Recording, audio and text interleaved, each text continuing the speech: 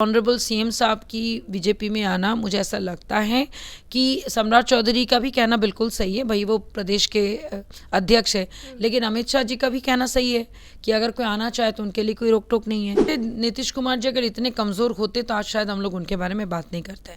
9वीं बार जो मुख्यमंत्री बन के भी लोगों के दिल में बैठे हुए हैं। सीएम राज्यपाल से मिले या पीएम से मिले, बहुत ज़्यादा उनके निगोशिएशन पॉइंट कुछ है नहीं।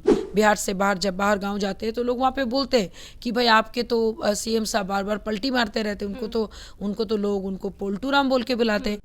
नमस्कार दोस्तों, आप देख रहे हैं DTW 24 न्यूज और मैं हूं आपके साथ दिव्या पांडे। इस वक्त हमारे साथ बातचीत करने के लिए RLJP की प्रवक्ता देवजानी मिंत्रा हैं, जो कि हम इनसे बात करेंगे। ये बताइए, अभी कयास लगा रहे हैं, मीडिया अलग कयास लगा रही है और आम जनता अलग कयास लगा रही है कि नीतीश कुमार राज्यपाल से मिलने गए थे, इस पर आप क्या कहिएगा? सबसे बड़ी बात है कि ऑनरेबल सीएम राज्यपाल से मिले या पीएम से मिले, बहुत ज़्यादा उनके निगोशिएशन पॉइंट कुछ है नहीं।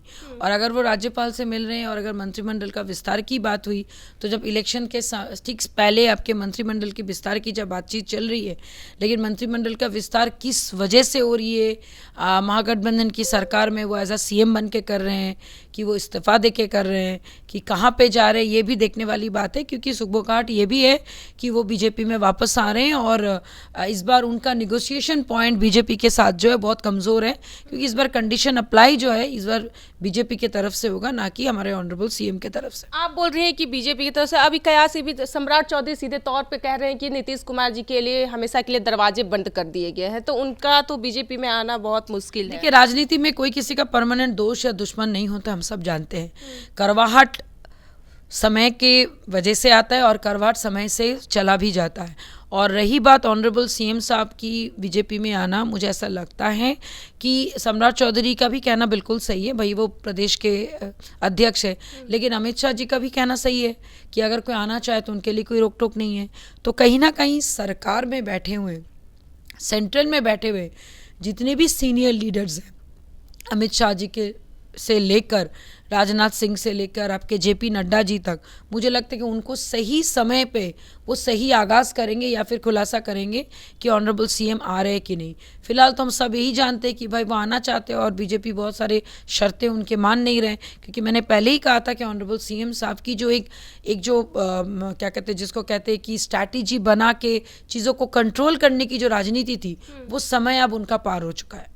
तो आपको क्या लगता है, न महागठबंधन में उनका अलग इतिहास चल रहा है, अलग चल रहा है राजनीति, और NDA वाले लोग उनको एक्सेप्ट नहीं कर रहे हैं, कह रहे हैं लगातार कि हम उनको कभी अब एक्सेप्ट नहीं करेंगे। इस तरह से वो बार बार पलटी मारेंगे तो फिर कैसे चलेगी हम लोग? सबसे बड़ी बात है, नीतीश कुमार जी अगर इतने कमज़ोर होते तो आज शायद हम लोग उनके बारे में बात नहीं करते। 9वीं बार जो मुख्यमंत्री बन के भी लोगों के दिल में बैठे हुए हैं, लेकिन दिक्कत की बात यह है कि वो हमेशा स्ट्रैटेजी अपने आप को बीच में रख के बनाते हैं। वो जनता को कभी सेंटर में नहीं रखें और अपने आप को बीच में रखने की वजह से उनके कई नाम से लोग उनको बुलाते हैं और वो नाम सारे RJD के बहुत सारे सीनियर नेता ने उनको दिए हैं।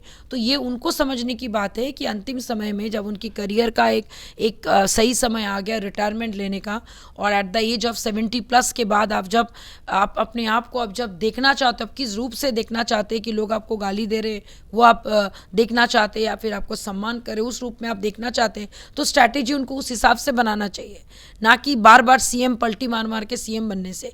इससे क्या होगा, लोग उनके बारे में हंसी मजाकी बाहर के राष्ट्र में, बाहर के स्टेट्स में लोग उड़ाते हैं। बाहर के देश में, बाहर के जगह पे जब हम लोग जाते हैं, बिहार से बाहर जब बाहर गांव जाते हैं तो लोग वहाँ पे बोलते हैं कि भाई आपके तो सीएम साहब बार बार पलटी मारते रहते, उनको तो लोग उनको पोल्टू राम बोल के बुलाते हैं। तो हाँ, यस, तो ये सारी चीज़ें उनकी इमेज के लिए अच्छा नहीं है। आप कितनी भी अच्छे स्ट्रैटेजिस्ट हो, कितना भी आप काम एंड कूल लीडरशिप हो, आपकी एक बार जो टैगलाइन बन गई वो बन गई। तो इस बार उनको जाते जाते उनको अपने से ज़्यादा उनके बिहार के भविष्य के बारे में सोचना चाहिए और इस ढंग से सोचना चाहिए कि ताकि लोग उनको सदियों तक अच्छे रूप में याद रखें, ना कि एक खराब रूप में याद रखें। चलिए, देखिए, इन्होंने साफ तौर पे कहा कि इस तरह से अगर पलटी मारेंगे तो फिर हमारी सरकार में गिरावट आ जाएगी। ऐसी तमाम बातें करते हुए नजर आई देवजानी मिंत्रा जी। और बाकी आप लोग कमेंट में जरूर बताइए कि क्या सोचते हैं हमारी वीडियो के माध्यम से। तब तक देखते रहिए DTW 24 न्यूज। धन्यवाद।